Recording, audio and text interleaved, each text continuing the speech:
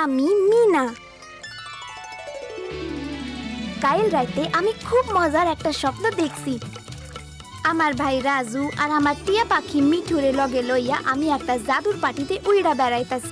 আমরা কত জায়গায় ঘুরছি, কত কিছু দেখছি।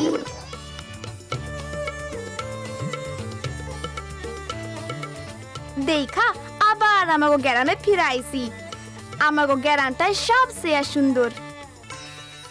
যখন আমি স্বপ্নের মধ্যে আকাশে উইড়া বেড়াই না, তখন আমি এই গ্রামেই থাকি। মা, বাবা, দাদি, রাজু, ছোট বোন রানী, আমাগো গরু লালির লগে। আর থাকে মিঠু, হে আমার খুব ভালো বন্ধু।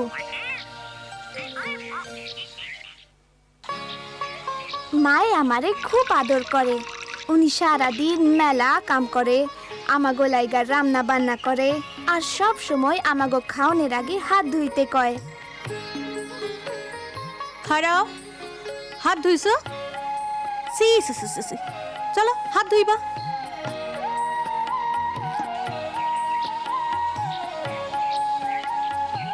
রাজু, মিনা, স্কুলে সময় হয়েছে, জলদি করো রাজু।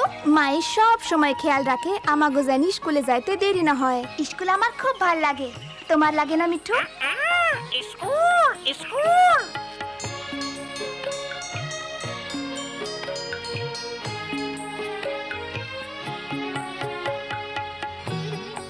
হা করো মিনা, বলো আ। মাই সব সময় আমাগো স্বাস্থ্য কেন্দ্রে লয়া যায়, যাতে আমাগো কোনো রোগ বালাই না হইবার পারে। আপনারে অনেক ধন্যবাদ ডাক্তার আপা। সব পরিবারেরই উচিত মেয়েদের যত্ন নেয়া।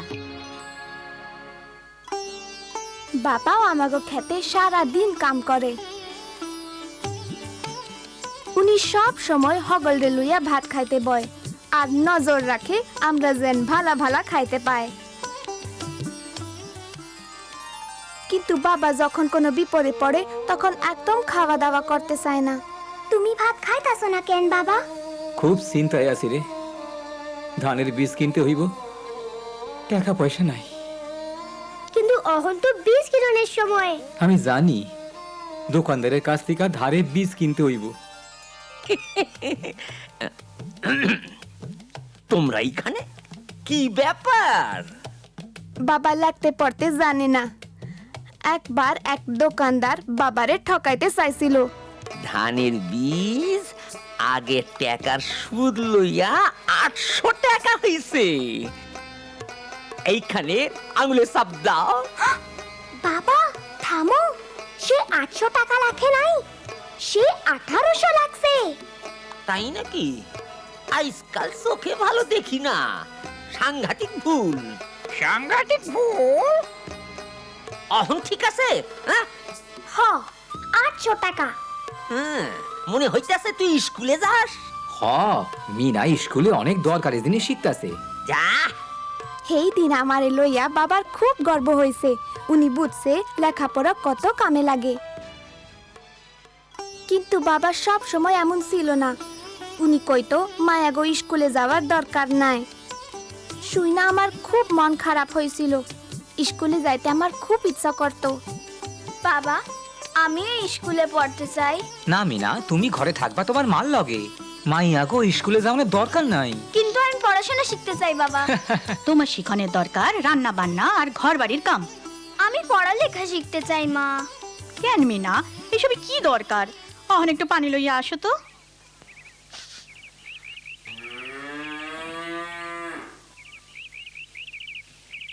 আমার খুব স্কুলে যাইতে ইচ্ছা করত।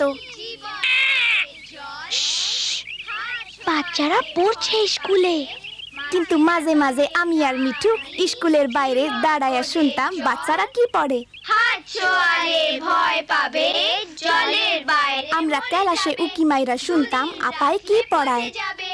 দুই একে দুই, দুই দুগুণা চার, তিন দুগুণা ছয়। দুই একে দুই, দুই দুগুণে তিন দুগুণে 6। মিঠু, আমি শিখা ফেলাইছি। কিছুদিনের মধ্যে মিঠুরে লগে লইয়া আমি গুনতে শিখা শুরু করলাম। 2 দুগুণা 4, 3 দুগুণা 6। আরেকবার দিই তো। তিন দুগুণা, আরে আরেকটা মুরগি গেল কই? আমি মুরগিগুলা গুইনা দেখি একটা কম আছে। এই চোর চোর! পরে এমনি আমি সোডারে ধরলাম।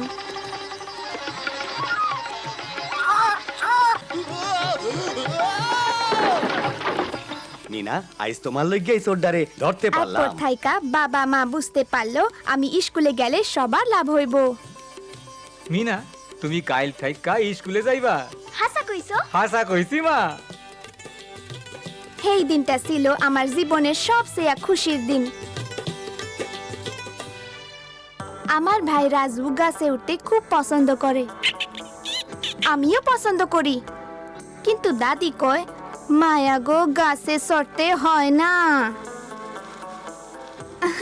আমি গাছে চড়লেই দাদি কয় কি, না জানি এই মাইয়ার কবে বুদ্ধি শুদ্ধি হইব।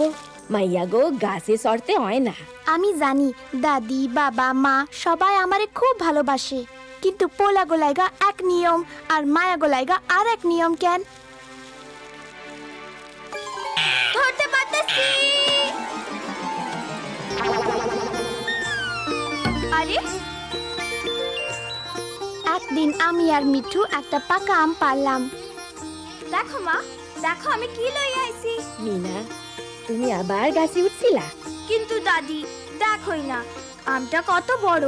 আমি গাছের সব চাইতে উঁচা ডাল থেকে পারছি। আমটা আমরা কখন খামু? চলো আমরা অখনই খাই। মারে আমডা দেওয়ানোর পর মায়ে আমারে আর রাজুরে আমডা কাটা দিল।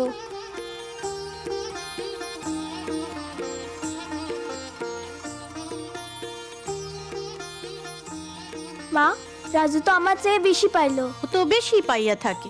হ তাই, রাজু তো বড় হইতে আছে, ওর বেশি খাওনের দরকার। মা মিনারও কি অতটা খাওনের দরকার নাই? ও তো বড় হইতাছে, তাছাড়া ও তো ঘরের মেলা কাম কাজ করে। মিনার কাম কাজ তো খুবই সোজা, আমি এমনি তা করতে পারি। আচ্ছা তুমি তাই মনে করো? ঠিক আছে, কাল তো স্কুল ছুটি, আমরা বদলা বদলি করি না কেন? তুমি আমার কাম করবা আর আমি তোমার কাম করুম।